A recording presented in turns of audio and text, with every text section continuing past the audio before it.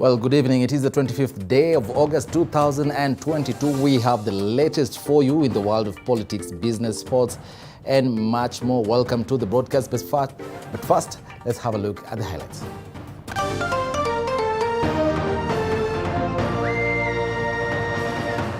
Tonight, I, Honorable Dr. Paul Kimani Wamatangi, do swear that I shall always truly and diligently serve the people and the Republic of Kenya. It is all systems go as 45 governors take oath of office. This as Kinyanjui, Kiraitu Murungi swearing in ceremony of their successors. I will deal with corruption thoroughly, perpendicularly, and decisively. It is a new dawn for Kenyans as 7 women take oath of office as county bosses. Honorable Cecily Mbarire, Kwale's Fatuma Achani and Homabay's Gladys Wanga make history as First Coast and Nyanza female governors respectively. I have to deliver for the people of Kirinyaga County, and my core pillars are education, sustainable economic development, and social welfare. Newly elected MPs undergo orientation to familiarize themselves with house business and standing orders ahead of swearing-in ceremony set for next month.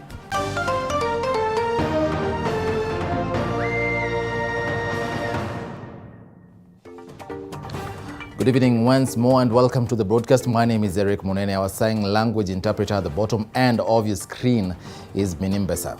Johnson Arthur Sakaja is now in charge of Nairobi City County after taking oath of office at the Kenyatta International Convention Center, KICC, at a ceremony that was attended by President-elect William Ruto. And as Flora Limuki reports, Sakaja has promised to weed out cartels in Nairobi City County and ensure a clean city.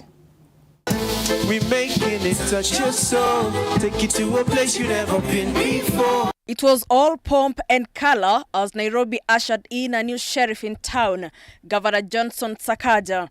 Justice Roslyn Aburili and Deputy Registrar of the Magistrate Courts, Caroline Kabucho, presided over Sakaja's swearing-in ceremony and that of his deputy, James Mushiri. Nairobi, thank you for giving me the most important assignment of my life. Together we have already we have dared to defy the status quo. Now let us dare to redefine it. Let's make Nairobi work for all of us.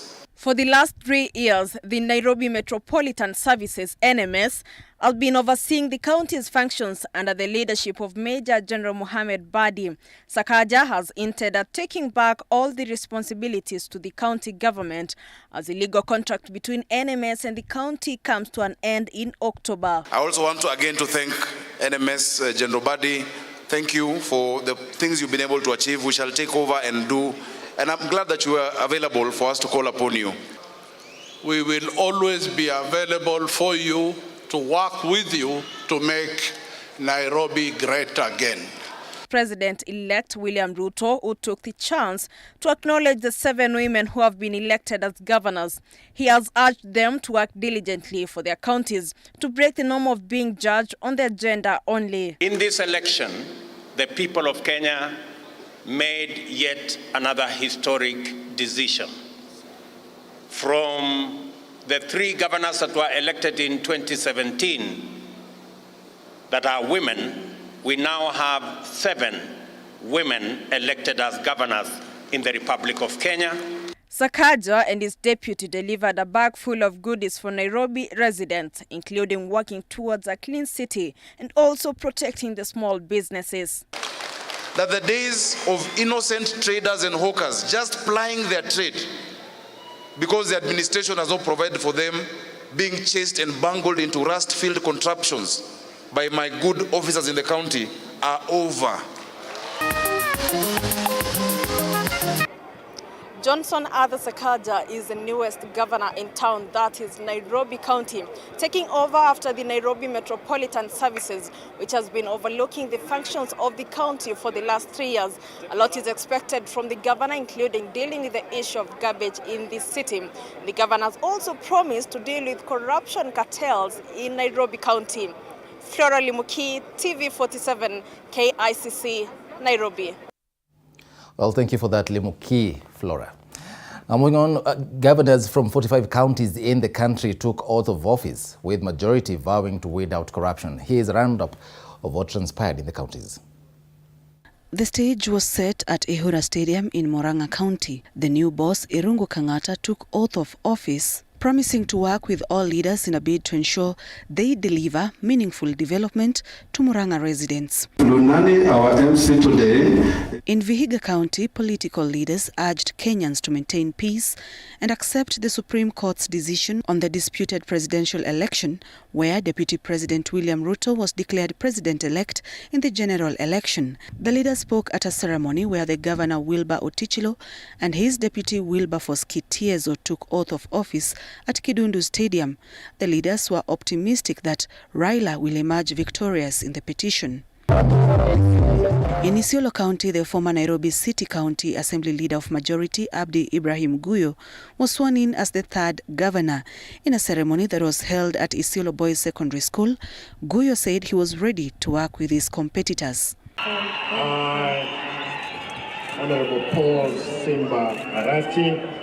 In Kisii County, Simba Arati was sworn in as the governor, taking over the mantle of leadership from James Ongwae.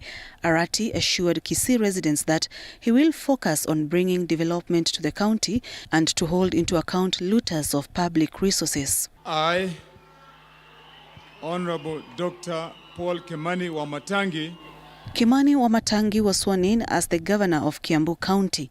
Speaking during the ceremony that was held at Kirigiti Stadium, Wamatangi promised the residents of Kiambu that his government will fight corruption and that he will invest in the education sector. Only 2 counties did not witness the swearing in of governors. Residents of Kakamega and Mombasa counties will elect their governors on Monday next week. Sharon Baranga, TV47. 7 women have been sworn in as governors today, seeing an increase from the 3 women who were elected governors in the 2017 general election. In a move that has been termed as a boost to the country's democratic process, Kenya Kwanza Alliance boasts of the highest number of female governors with a total of 4 women. Azimio Umoja One Kenya coalition has 2 elected female governors, with an independent candidate, Kawira Mwangaza, sworn in as Meru governor. Chepto Boyd with the details. In an event that has seen 45 governors out of 47 being sworn in, 7 of them were women. In Nakuru County, Susan Kihika of the UDA party will now serve as the first female governor and becomes the 3rd governor after Lee Kinyanjui and Kinuthia Mbugua. History has been made in Nyanza region and the entire western region after Gladys Wanga took the mantle as Homabay governor. In an event attended by Azimio presidential running mate Martha Karua, the outgoing governor Cyprian Awiti handed over instruments of power to the Iron Lady. I shall engage the national government to ensure we get a contractor to complete the Itare Dam. I will deal with corruption thoroughly, perpendicularly, and decisively. Kawira Mwangaza has been sworn in as the governor of Meru County and will be able to serve for the next 5 years. In a rather unique incident, Kawira, who was an independent candidate, managed to defeat bigwigs Senator Mithika Linturi, who was also vying for the seat, and her predecessor Kiraitu Murungi. In Kirinyaga County, Ann Waiguru will serve for the 2nd and last time as the governor of the county. Waiguru was among the first batch of 3 female governors elected in 2017. I say again to the corrupt, I shall not ask you to stop. I shall not ask you to stop. We are coming for you. As the Supreme Court hears the presidential petition over the next 2 weeks, we as Kirinyaga people remain confident that the decision of IEBC shall be upheld. Former lawmaker Wavinya Ndeti will for the next 5 years be able to serve as the governor of Machakos County. Her swearing-in ceremony was attended by outgoing Governor Alfred Mutua and Wiper leader Kalonzo Musyoka. The same situation was replicated in Embu County after Cecily Mbarire was sworn in as Embu County boss. Mbarire, who was vying under the UDA ticket, managed to trounce 3 other candidates. We set forth a base for tackling the issues affecting mwananchi to achieve our clarion call, leume sane mbesa mubukone. Chakula mezani, pesa mfukoni. My administration commits to prudently manage these public funds, eradicate corruption and misappropriation of public resources. Fatuma Achani has been sworn in to serve as governor in Kwale County. Achani of UDA becomes the first governor in the coastal region and the first Muslim woman to be governor. Tunachukua katika mahali ambapo mstahiki Mvurya ameiweka county mahali ambapo inaonekana. 2013 tukichukua serikali hii tulikuwa tuko zero, lakini kwa sasa hivi county ya Kwale inasifika kwa mambo tofauti tofauti. Chipto Boyd, TV 47. Now, a two-day orientation exercise for members of the 13th Parliament kicked off today at the Parliament buildings with a cocktail of newly elected members and those making a comeback to the August House. Turning up to attend the session, newly elected members took the opportunity to familiarize themselves with the Parliament surrounding and standing orders. Moige William was at the Parliament building and has filed the following report. A handful of elected members of Parliament in the just concluded general election turned up at the Parliament building to attend the two-day orientation process. The orientation sessions of the MPs-elect will include registration of the members, collection of biodata information, and issuance of parliamentary identification cards. Also during the orientation sessions, the MPs-elect, especially the first-time elected MPs, were briefed on, among other things, the standing orders, house business, service and facilities available to the members. Kweli ndio mara yangu ya kwanza hata kuingia bungeni. Sijawahi kwa miaka zangu zote kuingia hapo kwa sababu nilijiambia kwa kama siku moja lazima niingie bungeni, basi lazima niingie kama mbunge. Sasa ndio hizi Mwenyezi Mungu mambo zake.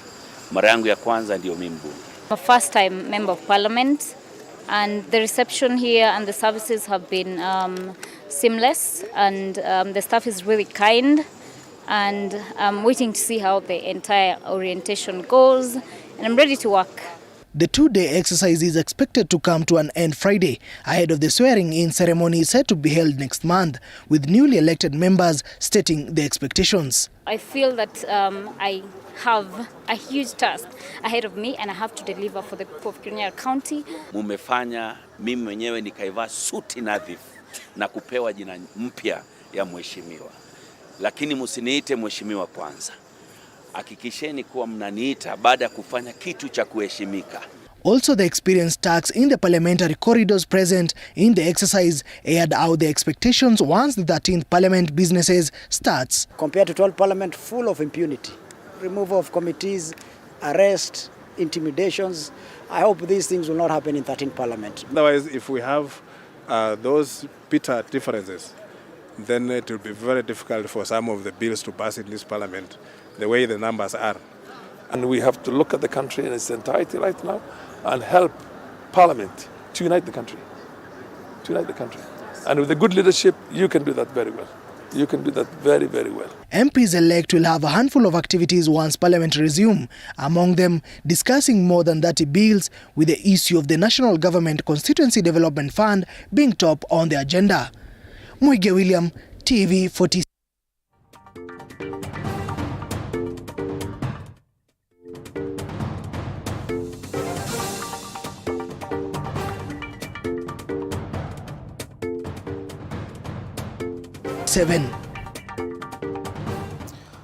Well, we do apologize for that technical hitch right there. But moving on, Mombasa gubernatorial candidates have intensified their campaigns ahead of the Monday polls.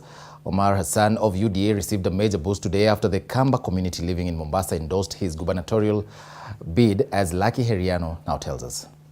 With less than 3 days to go for Mombasa residents to elect their governor, gubernatorial candidates have intensified their campaigns in a bid to consolidate votes ahead of the Monday polls.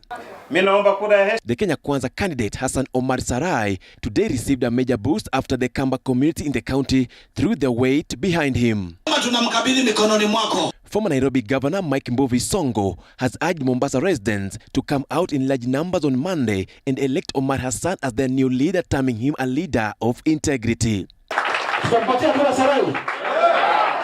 Mko shua? Hebu nione kwa mkono kura ya Sarai. Basi mimi mngenisaidia na hiyo, na msaidie Sarai, mnasaidia William Ruto, na tutahakikisha Wakamba, kabila zote za Mombasa, Wajaluo, kila mtu tumewaingisha kwa serikali. Waomba tarehe 29 as the Kamba community, let us wake up early in the morning, twende tukachague Hassan Omar as the second governor of this town. Omar has vowed to incorporate all the communities in Mombasa in his government. Sisi we are Democrats, hatutodhulumu mtu ambaye hakutupigia kura.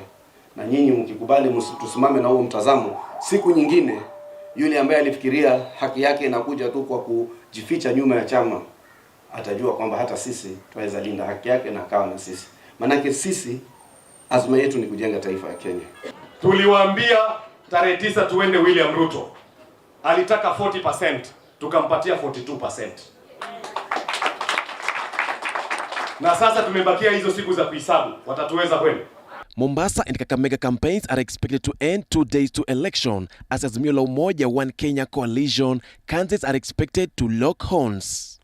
Reporting for TV47, I'm Lucky Heriano. Well, some sad news. A family in Mlaleo area, Nyali, Mombasa City County is seeking justice after they were attacked by a machete-wielding gang last night. The incident left a mother and her daughter with severe injuries, with the community now living in fear. Patronila Gorain has more.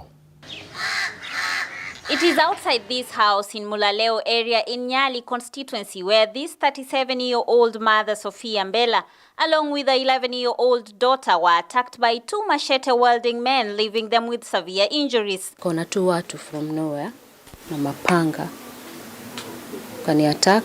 Sikujidefend cause while niliona huyo mmoja amefika karibu hiyo gate, kuna nini ilikuwa hapo ndio ilini tege nikaanguka.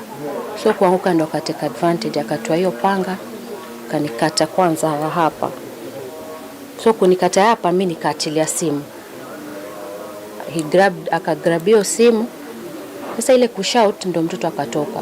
Kutoka alivoshika hiyo simu, akaona yule mtoto amepiga nduru, akarudia sasa tena kama alikuwa anataka kuni hit back tena, na hiyo ndo huyo kama alikuwa anataka kudefend.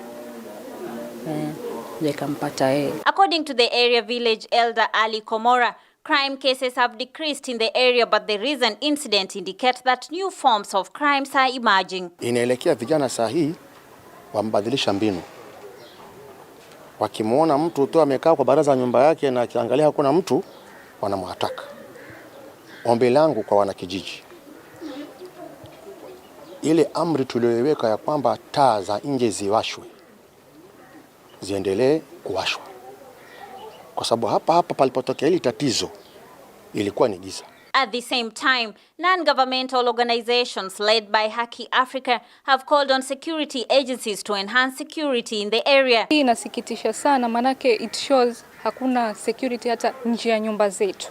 Kwa hivyo letu kama shirika la Haki Africa ni kuhimiza vyombo vya usalama waweze ku-enhance security levels katika community zetu, hata kama ni kudeploy wale police officers wafanye patrol constantly and consistently. The 2 have since been treated at the Coast General Teaching and Referral Hospital.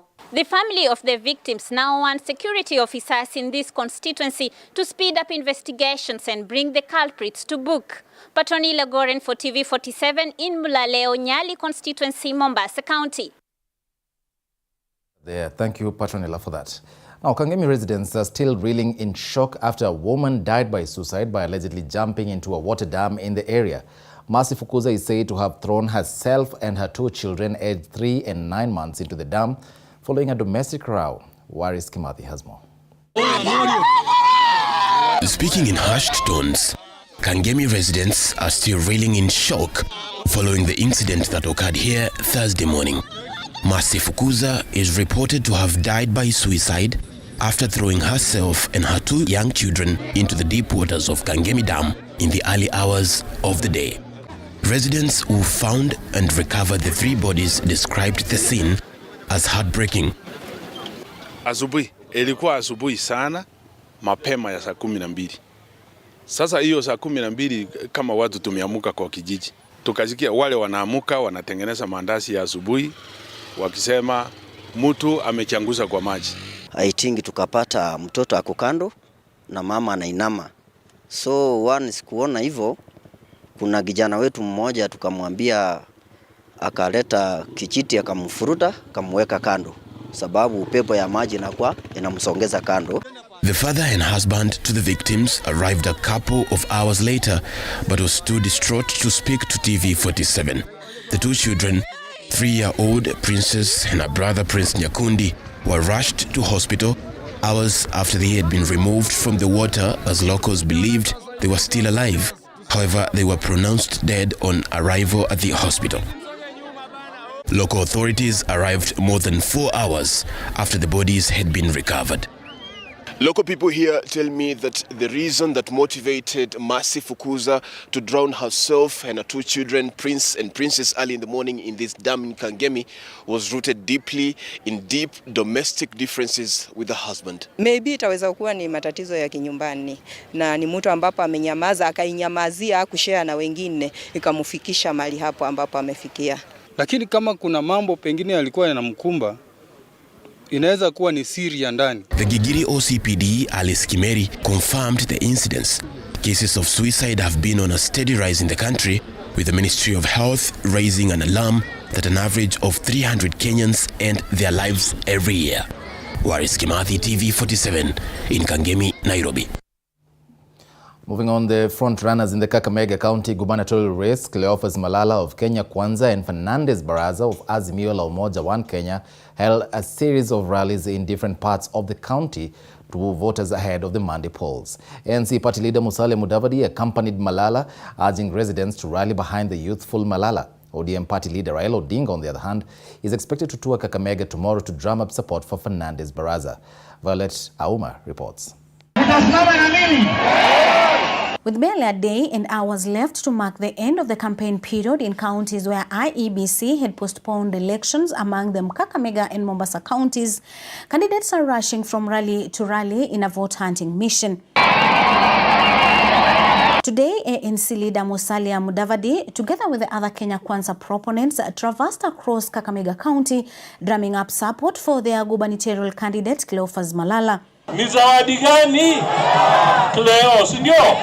Nimepiga magoti kwa makanisa zote. They held rallies in 8 out of 12 constituencies in the county, including Mumias East, Butere, Huisero, Lugari, Lurambi, Likuyani, Matungu and Ikolomani constituencies. Hata kama wewe upendi Malala, Mudavadi ndio huyu anasema pigia Malala kura.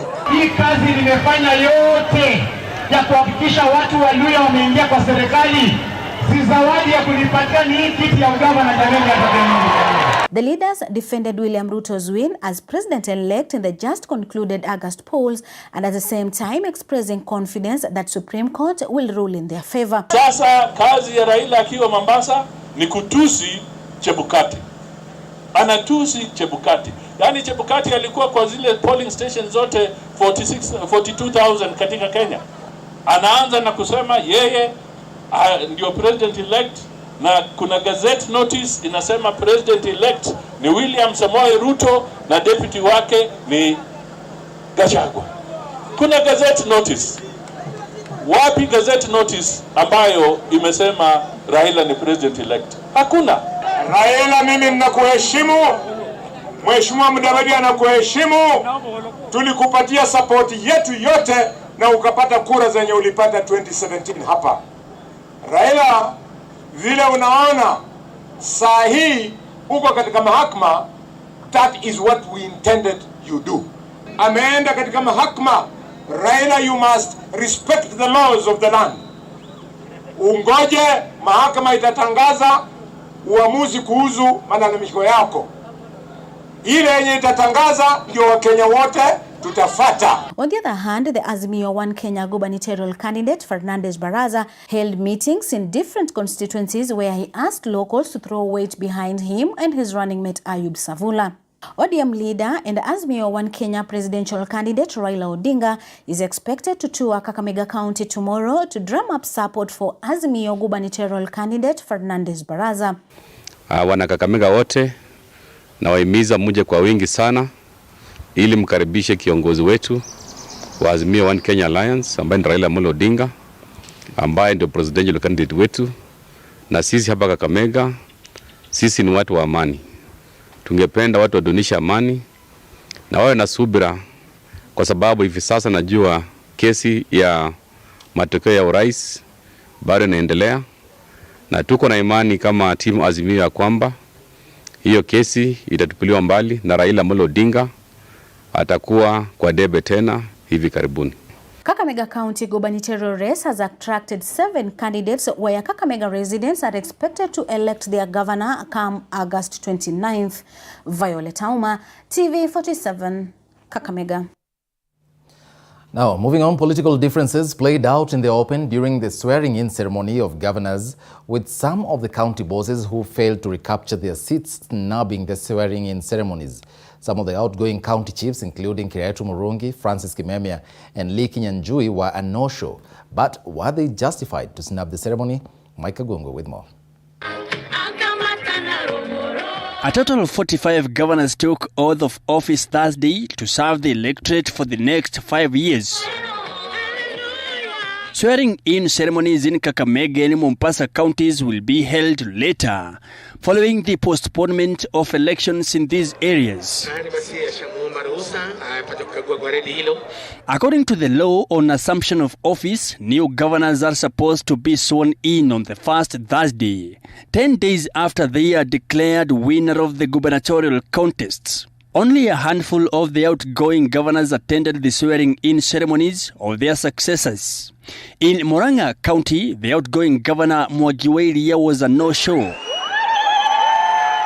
The county secretary Patrick Mukuria was available to ensure a smooth transition to Governor Irogo Kangata. Its current government that is now has ended today. It used to buy you Mireyo Nadara. But us, we shall not go that direction. We shall talk with your cooperatives. Instead of giving you Zara and Mireyo, we give you money directly. You buy whatever you want to buy. Ceremony is over. The same scenario played out in Nakuru as Lee Kinyanjui was not around to hand over power to Susan Kihika. County Secretary Benjamin Joroge handed the instruments of power to Kihika. Kinyanjui has expressed a desire to petition Kihika's win, claiming gubernatorial polls in Nakuru County failed the free and fair test by all standards. Do swear that I will always truly. Nyandarua County Secretary Muigai Wainaina ensured Kiarie Badilisha ascended to power after outgoing Governor Francis Kimemia was a no-show at the Old Kalau Stadium.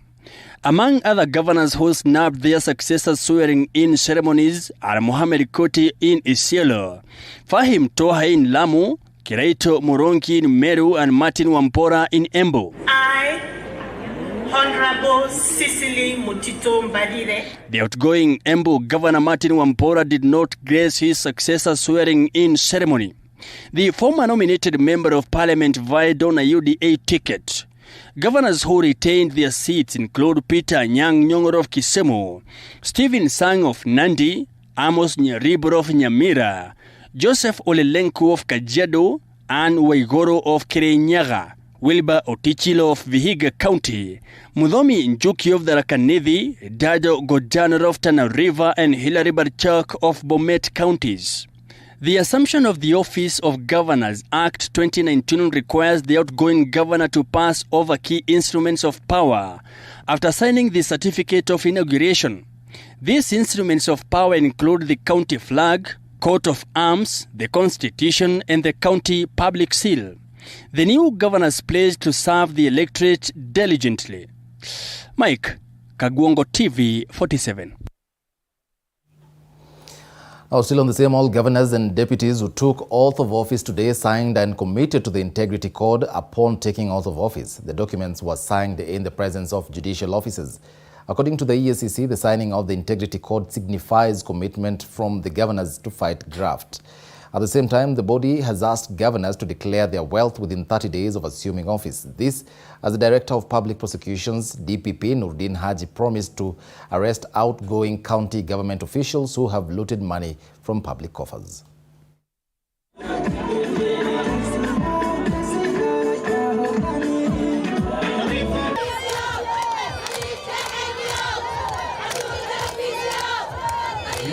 Gavana akisema yeye hana ubaya na watu. Hata mimi sina ubaya na watu.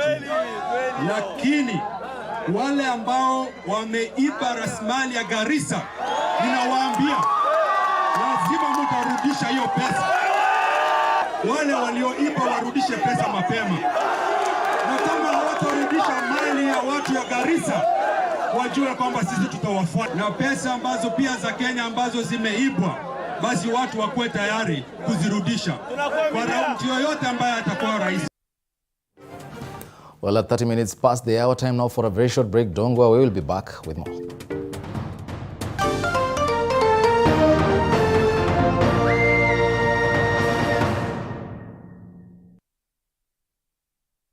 You are watching TV 47, the home of untold stories.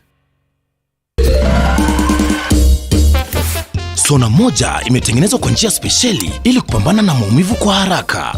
Sona moja ina aspirin kama kiungo. Sona moja, kitulizo kamili. Maumivu yakizidi, pata ushauri wa daktari.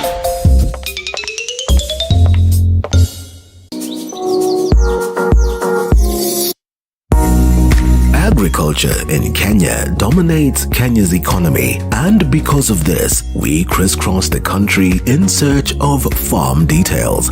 From making our natural products like kombucha. We have 15 different varieties or flavors of kombucha. So we have around 7 which we call herbal teas. To learning about planting one of the rarest nuts. I wanted to buy 10 trees. Those guys told me that 10 trees are too few because macadamia is one of the rarest nuts in the world.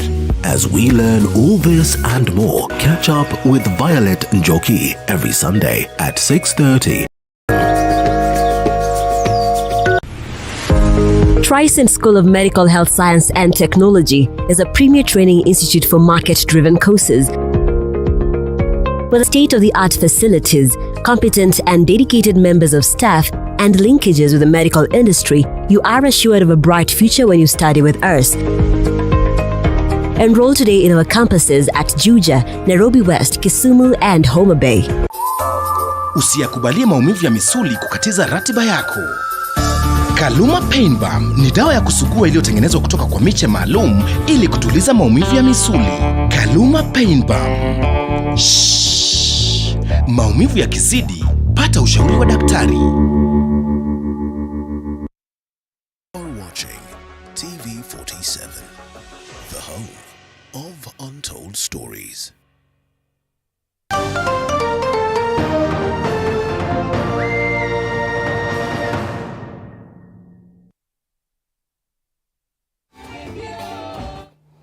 Welcome back and thanks for staying with us. Now, a section of IEBC officials has today held a peaceful procession from the Nairobi's anniversary towers to the AIC Church in Milimani to demand justice for the slain IEBC officials. And as Elizabeth Atieno now reports, the IEBC officials have warned politicians against intimidating them. Every 5 years, Kenyans head to the polls to elect leaders of their choice. But as Kenyans line up to exercise their democratic rights, the lives of IEBC officials taking part in the vital process remain on the line. We are tired of intimidation by the political class. We want this message to go straight to the political class that we are also human. We do not want to be intimidated. We do not want to be harassed in our tallying centers.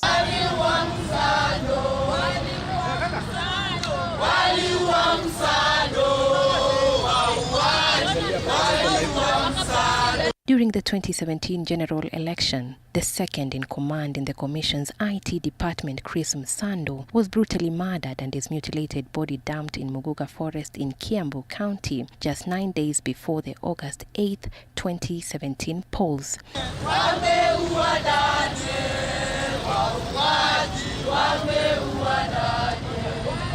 History seems to have repeated itself in the just concluded August 9th, 2022 polls when Embakasi East returning officer 53-year-old Daniel Mbulu Musyoka was strangled to death and his badly mutilated body discovered in Kilombero Forest in Kajiado County on the 15th of this month, just 3 days after he was declared missing.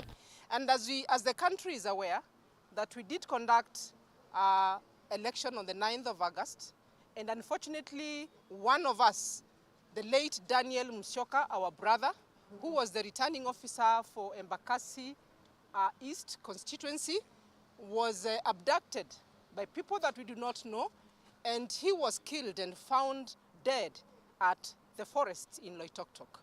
Just a week after Musyoka's tragic demise, Gishugu constituency returning officer Geoffrey Gitobu also lost his life. However, post-mortem results established that Gitobu died a natural death. Long live IEBC officials, long live! Long live! Long live IEBC officials, long live! Long live! The sudden and tragic deaths of these officials have now forced a section of officials from the commission to hold a peaceful protest, urging the government to guarantee their security before, during and after the election. As IEBC, we are not above the law, so let us also be allowed to work so that at the end of the day, we will be held accountable for our actions or lack of them. But where we are intimidated and forced to work in a way that is not in law, then we'll have problems as a country. The officials began their procession at the anniversary towers and toured the capital city, Nairobi, to AIC Church in Milimani while carrying placards and portraits of the slain IEBC officials, urging politicians to stop intimidating them while they exercise their roles. We have had some of us who are even beaten, physical fight in the tallying centers, yet they were simply doing the role that they are mandated to do by the Constitution. So what we are saying today is that we are asking all government departments that are concerned with our security to offer security to all returning officers and to all election officials. We have a broad category of election officials. We even have presiding officers who manage elections at the polling centers. We had one of them in Eldas constituency who was shot at his leg, and today he has lost one of his legs. His leg was amputated. So we are saying that we need security. We need to be covered. The peaceful procession ended at the AIC Church in Milimani, where a Requiem Mass was held for the late Embakasi East returning officer Daniel Mbulu Musyoka, who will be laid to rest tomorrow. Elizabeth Atieno, TV 47. Moving on, governors and their deputies today took to the podium to recite their oath of office, officially marking the beginning of the third cycle of devolution. Tonight, our reporter Stanley Nyeringita takes a trip down memory lane of the bumpy road that saw devolution take shape.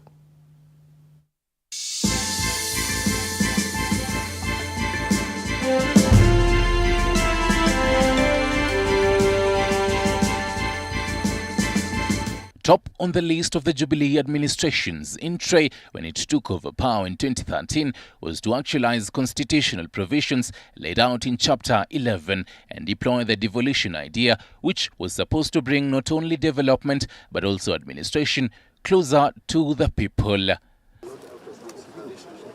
At that time, the biggest challenge was how to swap the close to 200 local authorities with the incoming devolved governments that came with 47 administrative units complete with their assemblies. The new system will also come with the establishment of the Senate, the positions of county members of parliament and woman representative, which was an affirmative action position. 9 years later, and with the third cycle of county government setting off from today, devolution seems to have made some wins and some losses, as policy expert Alenga Torestat now tells us. We've seen there has been some improved remittances to the counties in this particular period, because most governments had now understood how devolution is working, how their accountability processes are working, and definitely from also the issues that rose from the first 5 years of devolution. There was court cases, people had been taken to court for corruption cases at the county levels, so they had to up their game. Tuliambiwa ya kwamba serikali ya ungatuzi itakufa kwa mikono ya Jubilee. Furaha yangu leo ni ya kwamba leo hii tuko na magavana 47 ambao hawawezi waseme wamenyimwa hata hela moja na serikali ya kitaifa. In 2019, the World Bank conducted a survey that noted that Kenyan decentralization system is among the most rapid and ambitious devolution processes going on in the world. In the report, however, the international organization cited that county governments lacked the capacity, knowledge and resources to effectively deliver the devolution dividend of shared prosperity, enhanced delivery of vital services and improved management of public resources. This report summed up some of the low moments of devolution, reflecting instances like in 2014 in Makueni County, arguably the lowest moment of devolution in the country. It all started when members of the County Assembly, MCAs, tabled an impeachment motion against former Governor Kibwana on grounds that he was incompetent. The public, on the other hand, went on the defense to collect signatures to petition the president to suspend the county government. Ironically, Kibwana and his deputy, Adelina Mwau, were in support of the more than 5,000 residents. Kubaliane kwamba hii inaitwa public participation ya bill, sheria na nini. Badala ya assembly kufanya peke yake, executive kufanya peke yake, tunaharibu pesa, tunafanya pamoja. Imepewa only about 300 million na wanataka extra 600 million. Okay, divide that. Let's sub-county, everyone will get 20 million. The president then formed a commission which was chaired by Mohamed Nyaoga to inquire into the matter. Upon receiving the findings from the commission, Kenyatta ruled out the petition, stating that he did not find any grounds to dissolve the county. The county, years later, put the country on the international map due to its success stories of devolution. The UK-based Financial Times newspaper cited the milestones made by the county, ranging from the fruit processing plant and milk processing in Kikima, Mboni constituency. Lenga further underscores that most of the governors who are in charge of the devolved units from the word go had the know-how of running governments. What was really striking out was the delayed remittance to the county, like I said earlier on, because this delayed remittance meant contractors were not paid in good time. It meant pending bills were shifted to the next financial years. It meant county staff were not paid in good time. And then this now hampers delivery of services to the normal mwananchi. 6 years later, the bad blood between MCAs and the county executive caught up with former Nairobi Governor Mike Sonko. In December of 2020, the Senate upheld the decision to impeach Sonko on grounds of gross misconduct and abuse of office, a decision that was ratified by the judiciary all the way to the Supreme Court. This saw Ann Kananu take over as the third governor of the county after a constitutional crisis of the lack of a deputy governor. Before his impeachment, Sonko had called upon Uhuru Kenyatta to aid him in running the county and cripple cartels in City Hall. This so in the invoking of Article 187 of the Constitution when he officially handed some duties to the national government, which was later established the Nairobi Metropolitan Services, headed by Major General Mohamed Badi. Undertake slum upgrading initiatives in the metropolitan area with Mukuru and Kibra. I wish to report that Mukuru Informal Settlement Renewal Program is well underway and we have extended the special planning area for a further 2 years period.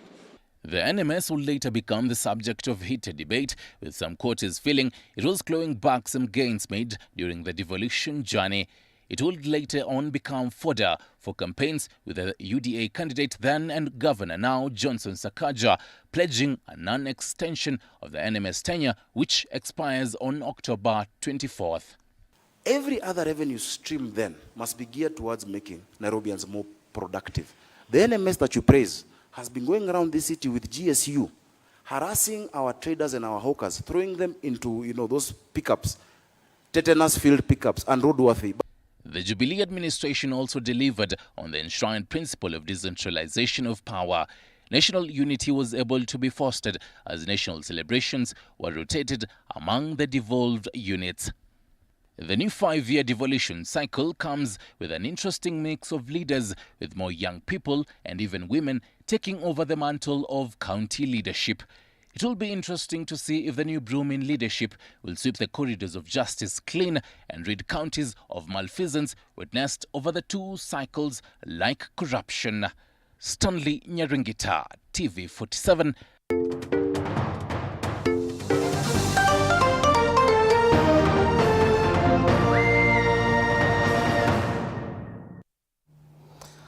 Welcome to the Fact Checker. Now, the country is in what is called the information disorder. And a photo of Francis Atwoli, the Secretary General of Central Organization of Trade Unions, standing with a traveling bag at an airport was circulating on Facebook early this month. It was being posted with claims that it was showing him fleeing the country. The photo went viral just hours before the country's Independent Electoral and Boundaries Commission, IEBC, announced that William Ruto of UDA had won the 9th August presidential election. Now, Kotu SG Francis Atwoli already in Malaysia. One Facebook user captioned the photo. Other users said he was escaping to Germany because Atwoli is a close ally of Azimio Umoja's presidential candidate Raila Odinga and has publicly confronted and mocked Ruto during Odinga's campaigns. But does it really show Atwoli leaving Kenya in August 2022? Well, Africa Check debunked it.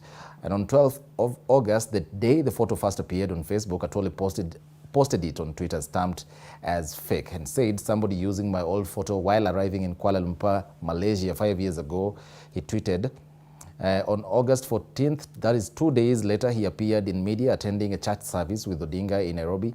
And on 17th of August, he led the trade union in mourning one of its members. So he had not and has not left Kenya in fear.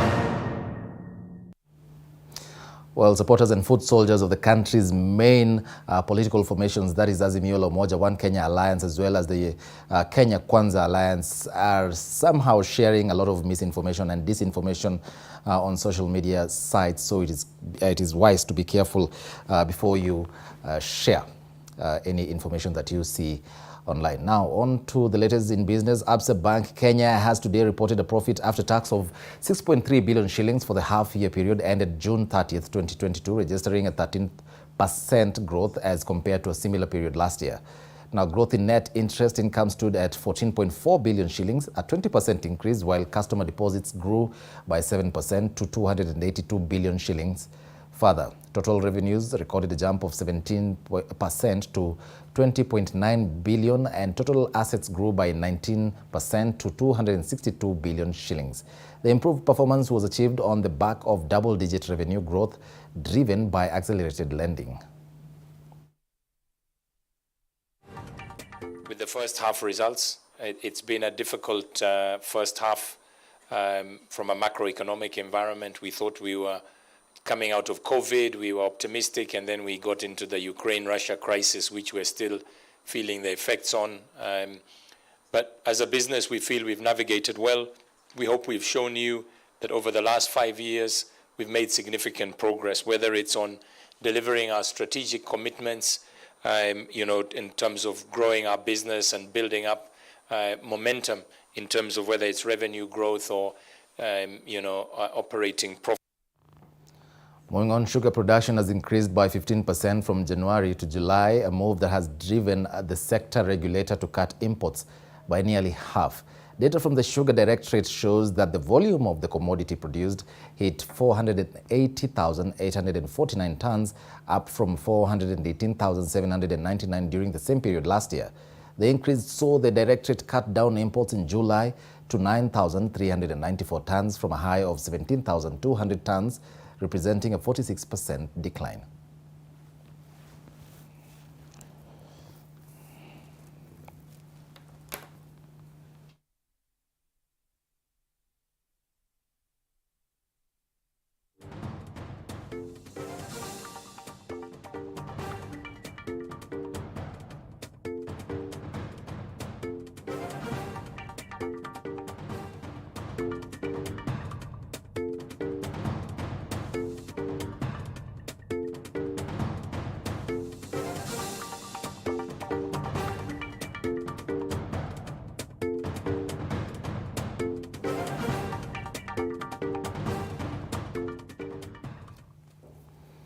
Well, on now to the latest in the world of sports. Mombasa County Secondary School Games defending champions Serani High School defeated Khadija's School 2-0 in the ongoing Mombasa County Secondary School Games at the Shimolatewa Boys High School. More than 60 secondary school teams taking part in the competition, which is scheduled to come to an end tomorrow. Sereni seems to be the team to beat, but expects a stiff opposition from Concordia School, who defeated Tononoka 2-0. The games will come to an end tomorrow as the winner will present Mombasa County in the Coast Region Secondary School Games. Speaking during the games, the official in charge of the games, Silas Abla-Wabusulu, said that the students now have a chance to take part in the co-curricular activities as well as showcase the promising talent that they have.